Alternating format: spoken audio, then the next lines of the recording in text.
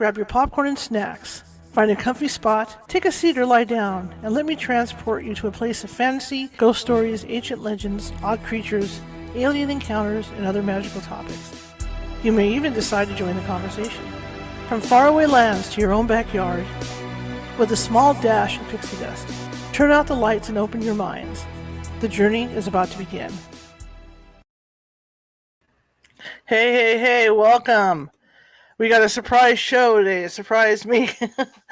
We weren't supposed to do a show till tomorrow, but my guest today is a gentleman I've been trying to get on the show for quite a while, and I'm real excited to have him. And otherwise, we wouldn't have got him till maybe December or January. We were lucky he's that busy. His name is Brian Leslie. He used to be a police chief, but he is an expert in interrogation techniques. And I've been, like I said, I've been trying to get him on here for quite a while. So I'm excited about it. And by the way, my name is Charlotte. I am the founder of the California Haunts Paranormal Investigation Team, based out of Sacramento, California. You can find us at www.californiahaunts.org. I'm trying to get in the right position here. The radio show's website is www.californiahauntsradio.com. Anyway, like I said, Brian Leslie's with us today, and I'm really stoked and excited. This is a special show. It's gonna, we'll try and stay on an hour a day, see how things go. But I'm looking forward to this. As a journalist, we're trained to learn how to I'm not saying interrogate, but interview people. Look at body language and stuff like that.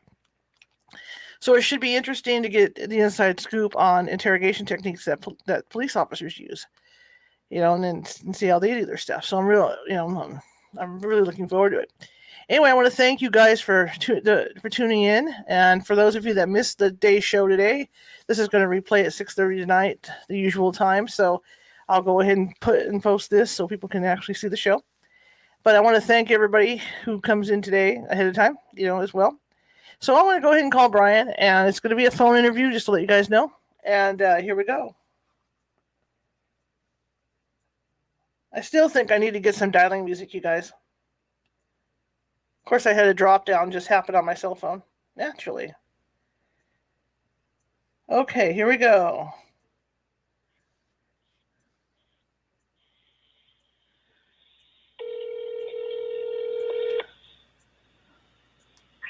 Criminal case control. Hi, is this Brian? Speaking. Hi, this is Charlotte with California Haunts Radio. Hey, how are you? Good, how are you? Getting a bit of a feedback there. Are you getting the echo? Okay, is that better? Yeah, a little bit. Yeah, I'm more concerned on your end. No, it's fine on my end. Okay. As long as it's okay with you. Yeah, that's fine. That's fine. I just as long as you guys are okay on your side, you're not getting an echo on the interview. Yeah, we're good. So tell me a little bit about yourself, sir. Okay, well, as you probably read, I'm a forensic expert in coercive interrogation and interviews, as well as investigative methods. I deal primarily with homicide cases, a lot of high-profile cases, as well as sex offense cases. Those are primarily the two types of cases I take on. I also handle cases before the court as well as in post-conviction cases, so I do both. I'm a former chief of police, 15 years, and with that, I've written several books and got a lot of my experience as a police officer, but also created my expertise over a long period of time. That basically I do nothing but these types of cases now, so that's all I do. What's the difference between an interview and an interrogation? Well, an interview, just for the basics, is fact-finding, and it's usually done through the investigative process. And an interrogation, where they have the presumption of guilt of a suspect, and then they go into more of an accusatory nature of an interview. And the difference really with an interview and an interrogation is, and this is what happens with a lot of people, they go in thinking that they're going in for an interview, which is masked that way, and end up being interrogated. And the difference really is that there's some visual setups in the rooms for interrogation versus an interview. An interview can pretty much be done anywhere. It's usually done anywhere in a police cruiser, right up to the person's house, to a controlled interview room, whereas interrogation traditionally is always held in a controlled environment. Okay. Yeah, because I was telling my audience that as a journalist, I'm trained to do interviews as well. To look at certain things when I'm talking to people. What when you go in to interrogate somebody, what are you looking for? Well, okay. So as an interrogator, when you go into a room, the purpose is to get a confession. Now, what ends up happening in this process is coercive methods are used quite often, and this is what I look for. This is what I'm a specialist in. And coercive methods such as minimization, maximization, narrative integration, these types of things are used to convince an individual to confess. Now, I'm going to go back to prior to the interrogation. It's very important, because as a coercive interrogation expert, I'm much different than a false confession expert. A false confession expert is in academia. They basically do research, statistics, that sort of thing. They testify in court on that basis alone. As a coercive interrogation, I go back to how the original case file started, what the investigation or what the interviews were like with the witnesses, and what I look for in the witness interviews, whether there was narrative integration with the witness interviews. Did the officer himself decide this is a suspect that they want to look at prior to even doing an investigation, which is often the case, and therefore you can vet it by going through how the interviews were conducted by the witnesses, how the identifications were conducted by the witnesses of the suspect. That's very important, because what happens, I've written an article, and I've even got a website called The Dominant Witness Theory. And what happens in the dominant witness theory is that if it's a multi-witness event, what ends up occurring is that the dominant witness will always integrate their version of the description into the subordinate witnesses. So when officers arrive on the scene, what they normally would say is, what did you see? What they should be asking for is, who did you speak to before I arrived? Because that will give you the key to the dominant witness, much like a dominant juror who influences other jurors. When I was policing, I used to always, in a multi-witness event, take, because there was multi-officers involved, I would always take the statement of a witness and then later go back and say, now, I want you to tell me what you really thought was going on. Because I think you knew what the color of the vehicle is. I think you knew what the suspect really looked like. And then they would break down sometimes and say, yeah, you're right. I thought I was wrong, though, because everybody was saying that it was this.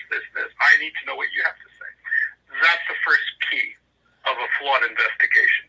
Because what ends up happening with that identification, it now targets a suspect that traditionally might not have been targeted if the evidence wasn't there. Now it becomes evidence, because what the officer now is doing is that individual they're focusing on. And all they're going to be doing is looking at that individual at that point.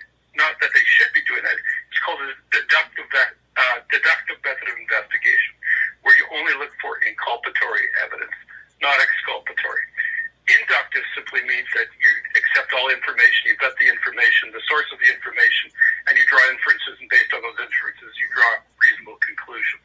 That's not the way investigations are traditionally done. Okay. But deductive is what they are. So then what you do is you take those witnesses, or you take witness information, and you didn't vet the witness. How do you know that that witness was truthful? Did they have a stake in the end of the game? Are they attempting to hide their own complicity? These are things that a lot of investigations don't go that far into, and therefore you end up targeting the wrong person. You bring them into an interrogation room, and you keep harping on, I just need to know the truth. The truth is subjective. It's your truth, not the real truth, because you didn't do a good investigation. So now you're taking somebody into an interrogation room. They're not giving you what you want. Now you're going to start using coercive methods, minimization, saying, you know what you did is way down there. What's up here is really serious. And then they start using themes, which, there's a guy that came into the interrogation room the other day. He told the truth, and the DA only gave him, or the judge only gave him 1 year. And there's another guy that didn't tell the truth, and he got 30 years. So now there's pressure placed on the individual.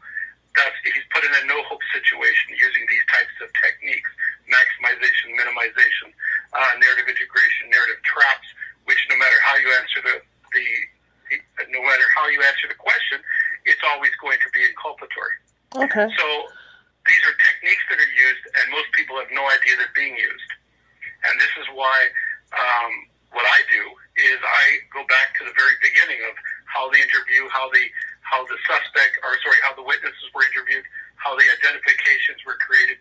Then I follow the trail up to the interrogation. Was the presumption of guilt, which is the requirement, met? Or was it met by a flawed investigation? Or was it met by misconduct? Editing, and I get a lot of this too. I won't say where, but I get a lot of these types of things where you've got edited confessions where the seconds are knocked off. I had one. There's 43 edits in the interrogation. 33 minutes of video missing. Interesting. And that was a double capital murder case. Is that done on purpose? Oh, absolutely. Okay. Absolutely. And what a lot of people don't understand is it's basically police culture.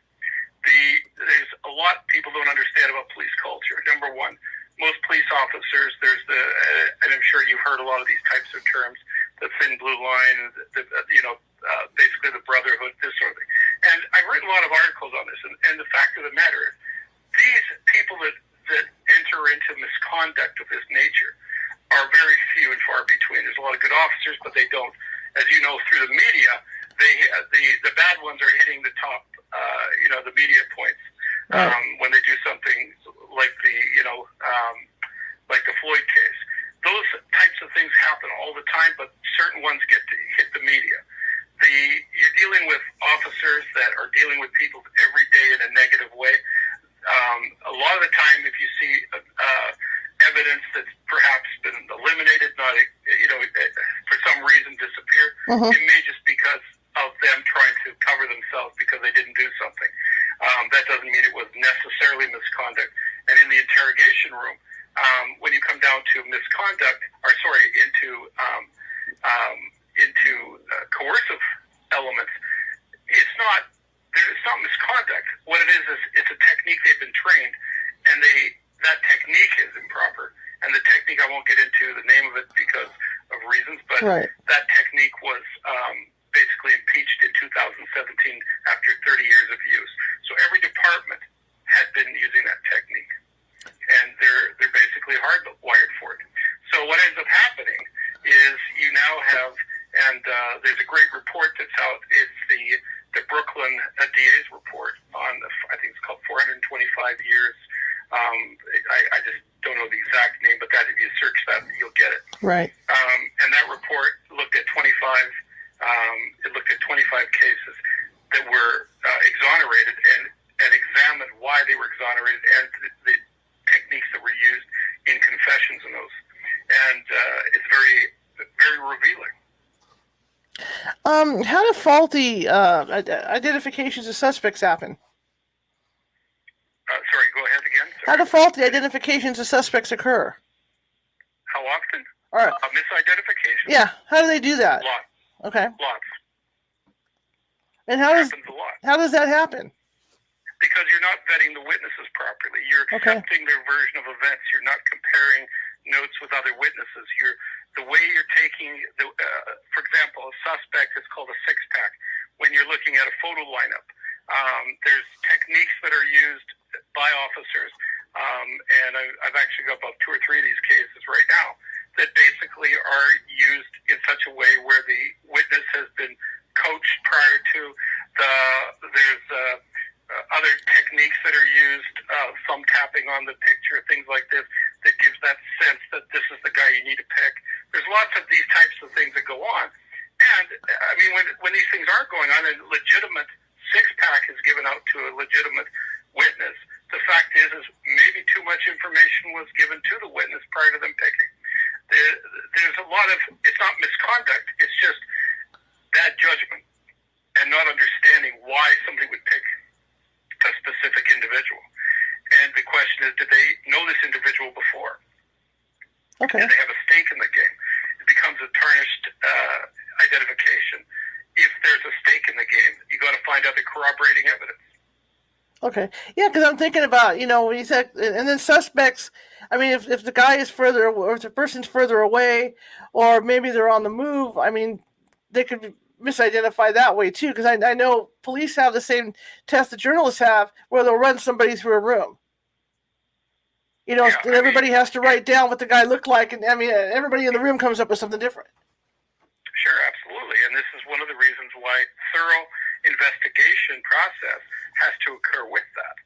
It's not just about looking at the individual. Sure, you can say, this is what he was wearing, this is where, what his hair was, did he have facial hair? Those are things that are important, but those things have to be consistent with other things. It doesn't work on its own. And this is where sometimes certain types of investigations are are deductive in method, because they're not vetting the sources, they're not vetting where they were standing at the time, where they've seen that individual. Was it improbable that they would have seen that type of an individual? Did he look like somebody else? Is it just clothing and hair that they saw? That can mean anybody. Okay. Now, how and why do people confess to crimes they don't commit? How often do they? Or how and why don't they? I don't know. My mouth. How and why do they confess to crimes they don't commit? Well, yeah, and I just covered that basically. But okay. Once you're in the interrogation room, and let's say, for example, a good 12 or 11-hour, 10-hour interrogation is a good indicator that that person probably didn't do anything, and that the pressure alone is building up. I'll give you an example of an interrogation using a blackout confession, for example. Okay. A blackout confession simply means that in the rapport building portion of the interrogation in the beginning, the officer may share, made up information with the suspect, such as, when I was younger, I used to drink all the time. I can remember the parties we used to have. I used to black out every so often. Did you ever do that? The guy would be thinking the cops on his side. And, yeah, I do that. I've blacked out a few times myself, and they start becoming buddies. And then he'll say, well, do you think maybe that's what happened when this particular thing happened? That's why you don't remember it? And he's, no. But an hour later, after a little bit more of pushing that narrative, yeah, it's very possible. And because you've used minimization tactics with that, what happens is he believes that he's not going to be as culpable if he didn't remember it. Right. Okay. And that's how he ends up confessing. And the fact is that there was no evidence, no investigation that really even supported that. They were banking everything on the confession. Okay. And do they like on TV do the good cop bad cop thing? Well, yeah, that's kind of outdated a little bit. Very seldomly is that going to fly in court anyway, simply because there's the minute you start putting bully tactics on an individual, that becomes coercive in nature. Mm-hmm. And if I was to look at it, that would be definitely what it is. Those go back to the days of what's known as the third degree, and that was well before the psychological training came into psychological interrogation. Okay. How many of these mischarged criminals, these guys that are charged for crimes they didn't commit, how many of you run into? How many cases do I deal with? Well, yeah. I mean, if say flawed police investigations, resulting in an arrest. Oh, I'm going to say probably what I deal with personally a year, probably 120. Wow. But that's just me. That doesn't mean, there's lots that never, ever get exposed. There's lots that never get challenged. There's lots that don't even hire an expert like myself. And I'm the only expert that does what I do from my knowledge. Are you able to interview the suspects? No, I don't talk to anybody. I am not an investigator. I don't do investigations. All I do is look at the interrogation videos. I look at the transcripts that go along with them. I look at the police reports. I look at the interviews with the witnesses, how they were conducted. I look at other information that they relied upon to target the suspect, if necessary, the identifications. I look at all that, and I reverse engineer it from the beginning. The case that comes to mind is the case of those black those black kids. What, the Central Park Five? Yes, the Central Park Five. Yeah, and the Central Park Five was a good example of that.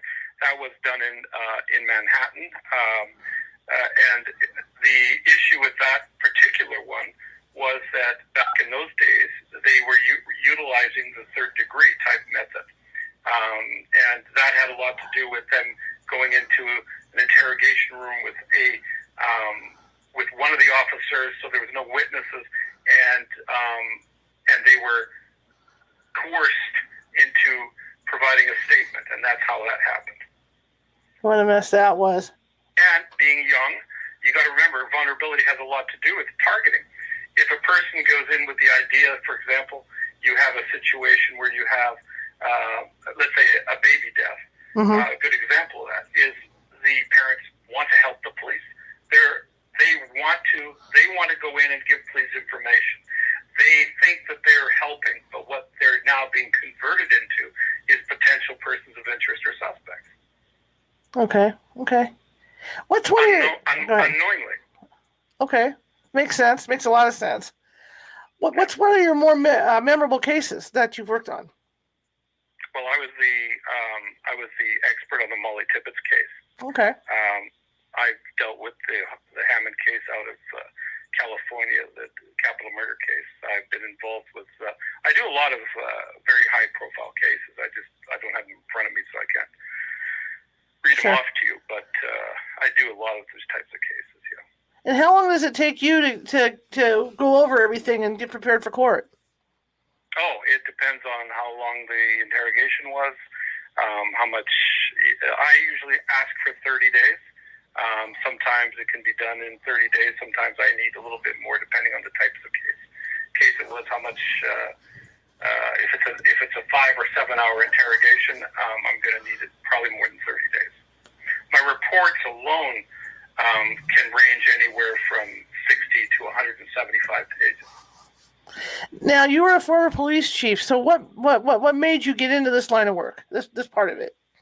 Well, as a former chief of police, I mean, I've seen a lot of things occur during the time I was policing, and in fact, I created a methodology called reaction analysis profiling, which you can look at. The book actually covers that, called Visual Liar. Okay. And what I did was I during my police career, I developed a methodology where I could look at witnesses and use body language to baseline deception from witnesses.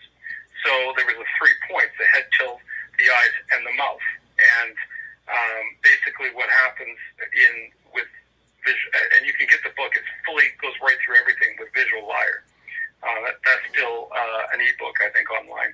And that book basically will show you how accurate that truly is. And what you do with these individuals, as I found with witnesses, I studied witnesses very heavily when I was a cop. Mm-hmm. And witnesses were a big problem for me in that, first of all, they were never treated properly. For example, a lot of officers go in, if they knew the witness personally, they would just assume they're telling the truth. That's not always the case. The fact that they know you quite well is another reason for them to also deceive you. Mm-hmm. Because they know they have credibility with you, especially in smaller policing communities. So witnesses have to be treated as if you're intelligence gathering. And if you're an intelligence operative or something like that, you're looking for inductive. So you're looking at the source. Who is the source? How credible was the source? Does the source have a stake in the game? Does the source have negative elements in their past that would cause them to be deceptive in any way? Were they related to the individual that perhaps made the complaint, or that made the complaint originally, or was the victim? These sorts of things, or the suspect. So you use an inductive method. So you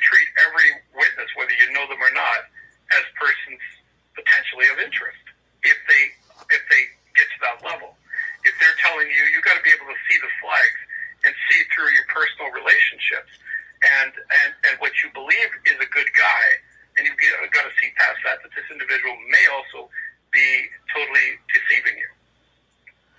Have you ever done an interrogation where where you knew somebody was lying to you? Have I done one where somebody's been lying to me? Yeah. Oh, absolutely.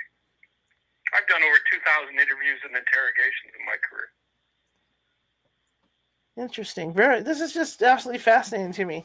And like you said, you're looking at body language and vocal inflection. Yeah, when I was doing interrogations, I was looking at body language, but for witnesses, not for the accused. Okay.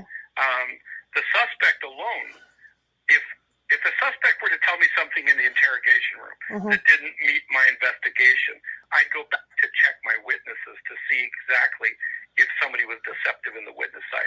It all falls back a lot of the time on physical and direct evidence from witnesses and physical evidence from what you found at a scene, if it's that type of case. Now, as a chief of police, when the officers would finish doing the interrogation, did you get to see the report before it went to the courts? No, I vetted everything before it went to court. Okay. Yeah, so I mean, I was in the smaller department, but yes, I was even as a sergeant or as a a supervisor, lieutenant, or something like that. That's your job to vet it. But here's the problem: in police culture, what happens is the officer is a regular guy that always gives you great product, gives you great evidence, and you trust it blindly at that point. The fact of the matter is, I mean, you take a look at officers that are acting, with force, for example. These things are known in the department. They're not unknown. And when they do blow up, gee, I wonder why everybody's shocked about that. This was a time bomb ready to go off. It's the same thing with investigators. When you have an officer that's closing an unreasonable amount of cases with conclusions that are always going to court, look at the time frames that are involved in that. You can't necessarily, I mean, sure, you may be totally up and up, but you got to start looking at the quality of the investigations. Was there any shortcuts being taken in there that they're just assuming that this is the accused?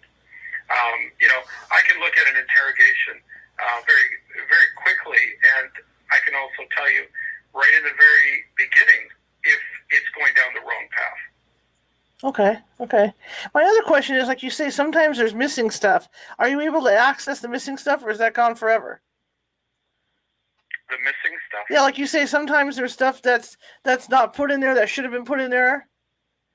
Sure. I mean, that's evidence. So if the evidence doesn't meet the standard of the charge that needs to go to court, then you've got to question the credibility of that evidence.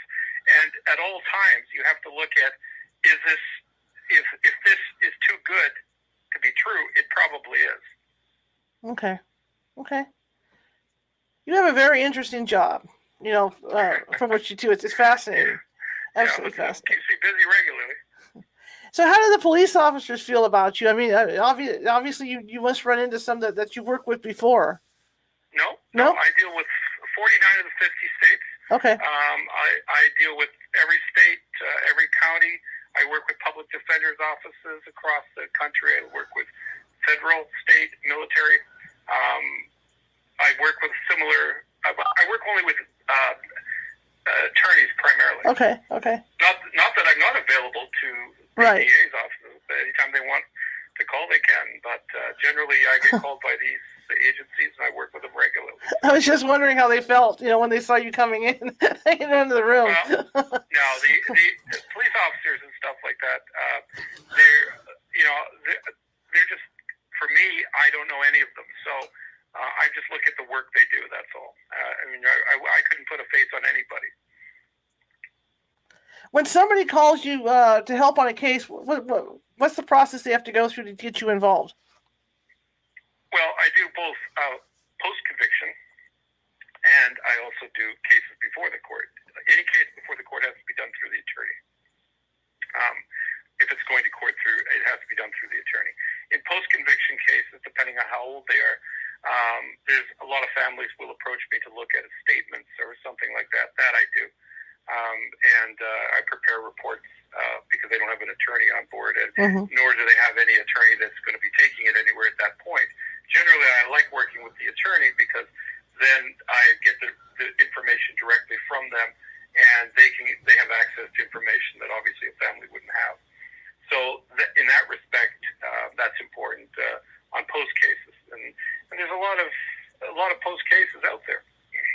When you say I get about 12 calls a day on post cases alone. When you say post cases, is that somebody that's already been convicted and is in prison? Yeah. Okay. Yeah, they've been already convicted. Their appeal's already finished.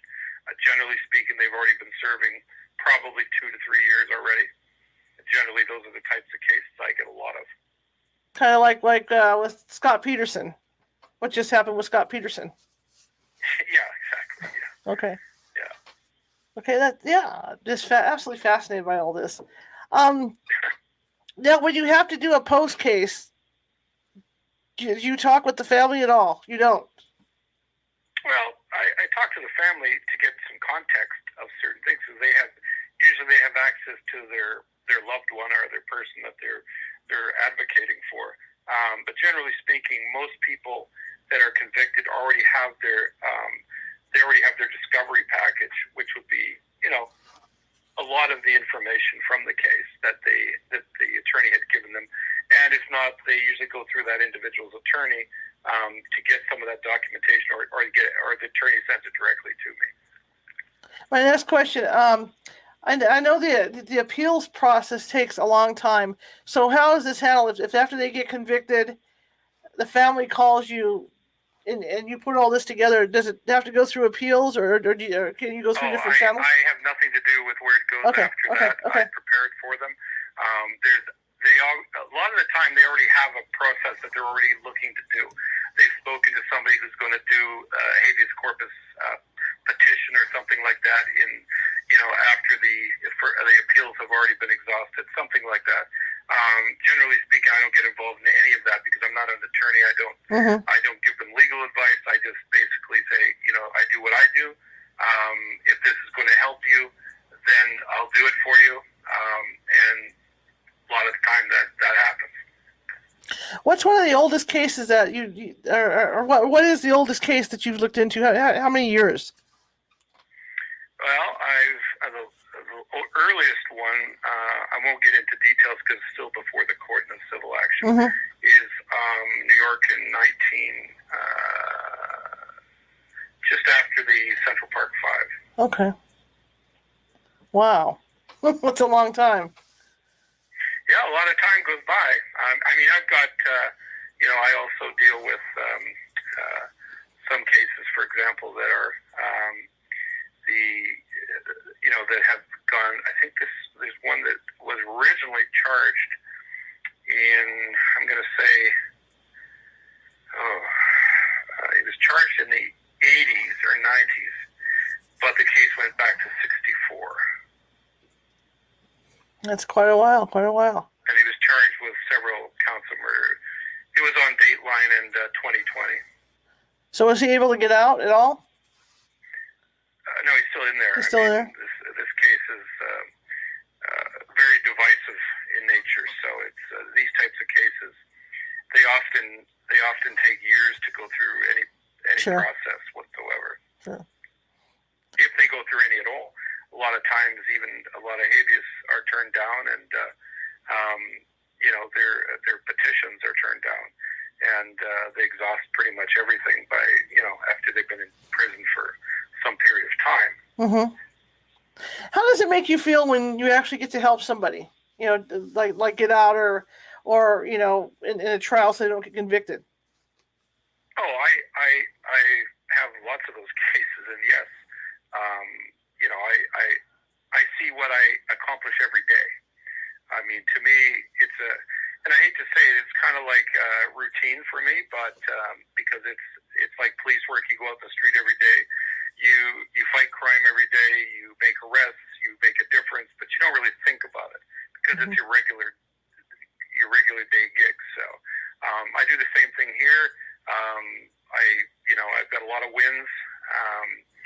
Some that didn't get as far as I was hoping they'd get. Sometimes, the attorneys don't utilize my product that I provide them well enough to get their client off. But nevertheless, it's still there. And a lot of times my reports, reduce or eliminate charges too. So I don't even testify a lot of the time. The cases are, once they see the actual detail of it broken down the way I do, they see that there is insufficient evidence to proceed a lot of the time. And so they'll do a real different deal, or they'll do eliminate it and just withdraw it. Then when you talk about these reports, I mean, how thick are these things that you're reading through? Because obviously you've got probably video to look at and probably recordings, right? And including whatever they've written down. Well, I mean, you're talking about a minute per page. Okay. Of transcript, approximately. So if you have, like, for example, a 4-hour interrogation, you're going to have a pretty thick transcript. But the transcript is easy to work with a video, because I don't have to recreate it on the areas that I need to recreate, because they all goes into my report. So. Okay. And how long does it usually take? I mean, like you say, as a minute goes into it. And how long does it take you to write up the report? Depends on how many notes I've taken and how much of a problem that particular interrogation is, or interview even. It could be, if there's a lot of minimization, a lot of maximization. The report could take me 9 days, 10 days just to write the report. Okay. And that's probably a 4-hour a day, dedicated to that specific case. And you do get questioned by the lawyers, right? In court. That's right. And you do have to go to court and sit in the witness stand, right? Yeah. And how long? I mean, what's the longest time you've had to be a witness to this stuff? Oh, how long I'm on the stand? Yeah. It can be anywhere from an hour and a half to 3 hours. Okay. Averagely. Okay. Now, you teach classes on this, right? Nope. Okay. I thought you taught. For some reason, I thought you taught classes on it. I don't know why. Nope. I'm sorry. I apologize for that. No. I'm 100%. I'm 100% in the trenches, so I do nothing but cases all day long. That's all I do. Is it just you doing this for your business, or do you have help doing it? Well, I have an assistant but I only use the assistant when I need specific things done. I do 100% of it, but sometimes I need transcripts created quickly on something that I'm working on, and I'll bring in my assistant for that purpose. But they're more part-time. I just use them when I need them. Well, it's like you say, you must keep really busy then. I am very busy, yes. I work 12, 13-hour days. Wow. How many calls do you think you get a day for this stuff? 12, 13 calls. That's incredible. I don't take everything, but I mean, the bottom line is I take time with clients on the phone.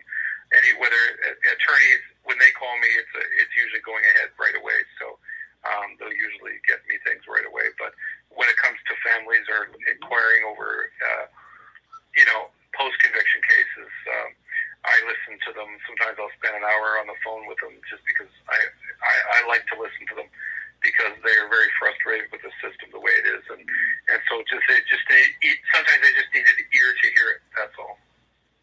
So how do you get referred? I mean, how do they get your number? Are they referred by the attorneys, or how's that work? Well, no, you just have to go to my website, criminalcaseconsultants.com. Okay. But that's my question, is that, like, for the people that don't know about your website, are they getting referred by their attorneys? No, they a lot of the time they'll find my website. Just Googling? The one that the post-conviction people use is convictionhub.com. Okay. That's what I was curious about. That's got all the resources on it and everything, so they can go in and look at resources and things. What's one of the worst, you don't have to give any names on this, but what was one of the worst abuses of this power have you found?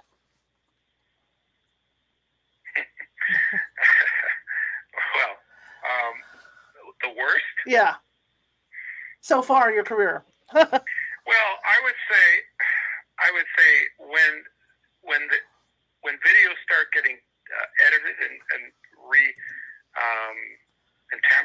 and when evidence is being tampered with, these are cases that are very, very extremely troubling. And they're not an awful lot. You got to remember, there's a difference between misconduct and actual just not knowing. Sometimes officers will do things that they think is correct, and they really believe that what they're doing is correct, and they're not purposely going and causing a problem for somebody. They really believe the evidence is there. They believe they did a great investigation, and at the end of the day, they're satisfied with what they did. That's why the charges were laid. So, in a lot of these cases, a lot of them don't have misconduct involved. I would say probably with all the cases I've dealt with as actual outright misconduct, I'm going to say maybe 7%. Okay. The rest is basically naivety, bad training, getting involved in the narrative, in other words, becoming part of the drama, having preconceived notions. For example, I'll give you an example of what I'm talking about. Let's say that you have a domestic dispute, and two officers go to a domestic dispute. And the one officer has seen too many domestic disputes, and in his own life he got divorced, and there's all sorts of issues there. So he goes to, both of them go to the same domestic. One's a senior partner, one's not the senior partner. The guy that's the husband, they hear yelling in the house, and they knock on the door. They come to the door. The male is extremely agitated. He's yelling at the top of his lungs. The one officer tries to de-escalate the situation. The other officer is automatically targeting this individual as a potential suspect because he believes in his mind, not that he saw anything, that this guy is angry. So right away, let's say now the female says, yes, he pushed me, and it goes like that. So automatically there's a predisposition created without sitting down and actually in a non-dramatic setting talking to both individuals and see what the evidence is, not what you think it is. And that's where the difference is. Okay. Now, when you watch TV, because you touched on the media earlier, when you look at some of the stuff on TV, that the media is posting, how does that make you feel? When you see how these different arrests going on and whatnot. Are you talking about the way the media sensationalize it? Yes. Or are they factual? So keep in mind, most media, unless if they're getting their information from police departments, courts, or anything else, there's certain things that they're going to be given purposely that is going to send them in a different direction if they're dealing with police departments. Okay. It's not always what you think it is. There's a lot more to it. And so the police department may not give you certain information only because when that is the media reports on it, they keep back certain details of certain crimes simply because when they're talking to suspects and they're doing interrogations, this individual, if he starts confessing, he'll know these details that were never given to the press. Right. And that's how they know if he's potentially a suspect or he potentially did it. And what comes to mind are the cameras, because when the media shows like a police officer killing somebody, you don't see the whole video and what happened. You're only getting that little plug of this happening. And when it does get to certain, especially when it comes through social media, it can be edited different ways. To make it look like something else too. Right.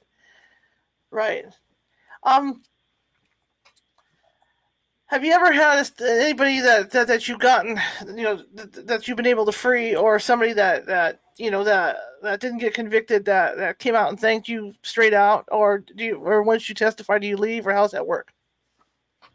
You know what? I get on a plane and fly back to where I am, and pretty much I don't really hear much. They deal with the attorney. I don't deal with it if it's before the court. Okay. absolutely no contact with those individuals. All they'll know me from is my work that I provided to the attorney. If someone is under interrogation, and here's another question I always wondered, and they're in the middle of interrogation, and an attorney shows up, does the police have to stop automatically? Absolutely, right away. If they want an attorney and they're in a custodial interrogation, it stops immediately. And generally speaking, it's also a requirement to stop it, even if it's not custodial. Sometimes it's interpreted differently, but generally speaking, if they want their attorney, it stops immediately. Okay. Now, you talked about this earlier about different types of personalities when you're trying to get information, for witnesses out of them. How do you guys handle children? Well, children, number one, are vulnerable. Number one. Are you talking about as a witness? Yeah. Okay. As a witness, number one, if they're giving you information, they should be with a parent. And in that interview, you should also discuss, or parent or guardian, you should also discuss what conversations they had prior to. Okay. Very important. Because what happens is a child will always have an understanding of what they're saying, but if they're of tender years, very young, they also may share information with a friend of theirs. Right. Which is basically another person that you should also be interviewing as a police officer. Because it's recent complaint. If somebody they saw something or something happened to them, they're going to tell somebody probably their own age first, if at all, but more likely. And that's something you should determine when you're talking to the child as an interviewer. Who did you? What are your friends? Did you ever tell one of your friends? Yeah, I told so. Then you talk to that individual. It gives you a good window into the credibility of the information. What type of person makes a good witness? A good witness? Yeah. I would say somebody that's able to recall information quickly, but not too quickly. Then it becomes suspicious. It's scripted at that point. I always looked at witnesses as being, you can take anybody. And as long as they're themselves and they're not trying to cover something up, they're all good witnesses. Now, on the stand, their testimony may be different. So that's up to the DA's office to prep the witnesses for trial. But generally speaking, witnesses that are honest people will always give you the truth. And sometimes they don't want to tell you everything because they think it's embarrassing. Perhaps they're involved in it somehow, it's embarrassing for them. And that's where you have to make them feel comfortable with that. So generally speaking, you have to kind of understand your witnesses when you're talking to them without using coercive elements whatsoever. Make them feel comfortable that they can tell you. And that's pretty much how you interview a witness. Okay. You know why? Because I was just thinking, because I'm one of these people that I'm miserable with dates. All the days one runs into the other. So if I have to, tell somebody about something happened on such and such day, I can't remember what day it is. And nor should you. And the fact that you would remember may even put a flag up. Okay. So you expect a witness not necessarily to remember dates and times, but what you can do is say to them something like, "Well, do you recall what you were doing that day?" All right, that makes sense. "Oh yeah, I was driving to pick up my mother from work." "Okay, so when does your mother work? What day would that be, do you think?" And you always look at it as, subjective. Maybe it was, maybe it wasn't, but other evidence should support that. Okay. And the other thing I was thinking of, and I know this is silly, it's going to be like silly, but the movie my cousin Vinny. When he goes out, his line of questioning when he's talking to people, like the guy that was making, I guess, grits, and he says, it doesn't take 45 minutes to make grits. Yeah, well, that's absolutely true. Yeah, in the investigation, I mean, these are little things, little points that you can bring up, and right. These are questions that if you come up, that's why you have to be, as an investigator, you have to have your ability to go in and say, hey, look, you know, you just told me this, and that doesn't make sense. Maybe you could explain that. Okay. And then leave it open questioning. The minute you start closing it for them, saying, oh, this doesn't make sense, but it's probably because of this and this, and you put that into you've integrated that into their mind now, that becomes your testimony, not theirs. I think one of the things with journalism that they teach us is to not answer, to not ask closed-ended questions. That's right. Yeah. And that's why your questions should always be open-ended. No matter what they say, if they don't recall certain things, then you can sit there and go over certain details and get them to relate it to something else, perhaps. And if they can't, they're not a good witness. Sounds good to me. Here's one more question for you, and I ask this to everybody I interview. It's kind of offbeat, but let's say you're on the Strip in Las Vegas, and there's a bunch of guys out there that offer a similar service that you do. How do you convince people to utilize your services? I don't. Okay. All right. You have to look me up. There you go. All right. Well, I want to thank you. I really appreciate you coming on. I know you're a busy guy. Yeah. But I really appreciate this. I don't mind doing these from time to time.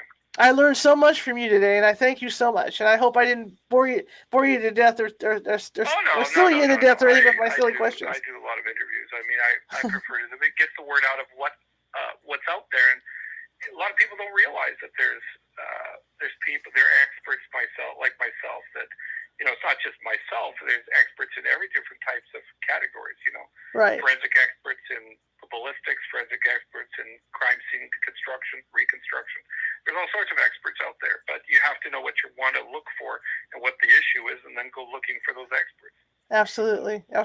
Well, thank you so much. I'll let you get back to your work, and like I said, I really appreciate it. It's taken us a while to touch base, but I've been looking forward to this for a couple months. So thank you so much. Okay. Appreciate it. All right, Bill. Thank you so much. Okay. You have a good one. All right. Bye-bye. Bye now. Okay, I learned a lot. I always say I learned a lot, but I really did learn a lot. I'm sorry if my questioning kind of went off beat with Cousin Vinny, but if you watch that movie, I don't know how many people have seen that movie, but he's really quite good. You know, when he starts to sort things out. But it's nice to know there's gentlemen like this that can go through, you know, and look at cases like that, especially when you think that, you know, you're in trouble and you want to figure out, you know, if they're throwing away the key, you know, and it's all legit. Anyway, I want to thank you guys for coming today and for listening. It's like I said, this was a last minute thing for me. I've been up all night. I didn't sleep very well last night, so I'm on no sleep too. But tomorrow I'm going to be here at noon again. We have another interview coming in, and she is going to talk about past lives. Her name is Linda Backman. Dr. Linda Backman, and she'll be talking about past lives, and she's got some really cool information that I hadn't heard of before. So I think it'll be information you haven't heard of. So I want to thank everybody for coming, and I hope you join me tomorrow. Now, got the usual niceties to end the show.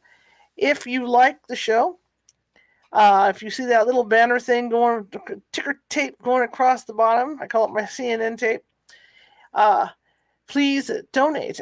This all comes out of my pocket, and I need all the help I can get to keep this show on the air. So that's paypal.me/CaliforniaHaunts. If you like the show, share it with 5 people. If you didn't like the show, share it with 5 of your enemies. And that's how we're getting the word out. And we're getting the word out more and more and more. More and more and more. Our downloads are going up by 200-300 every month, and I'm really excited about that. The other thing we're trying to do is get it so people subscribe to our YouTube channel. You cannot find us, no matter how you search. You can Google the videos, not going to happen.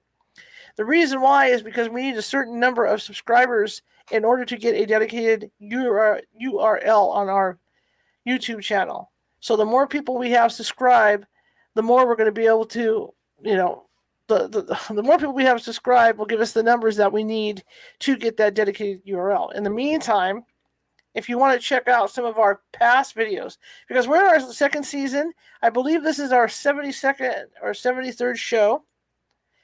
And if you want to see some of these back shows and you can't find us on YouTube, go to www.californiahauntsradio.com and everything's there. There's archives. You click on the archives at the top, it'll take you through last year and this year. And if you want to subscribe to YouTube, you can do it from there as well, because that'll take you to YouTube anyway. Okay? Well, I want to thank you guys for coming, and I'm going to go ahead and share this gentleman's website before I leave. And there you go. It's Coercive Interrogations. Oh, and Coercive Interrogation Expert.com, if you guys want to check him out and see what he does, in case you're in trouble or something with the law. But anyway, I want to thank you guys for coming, and I'm going to go ahead and close out now, and I will see you guys tomorrow.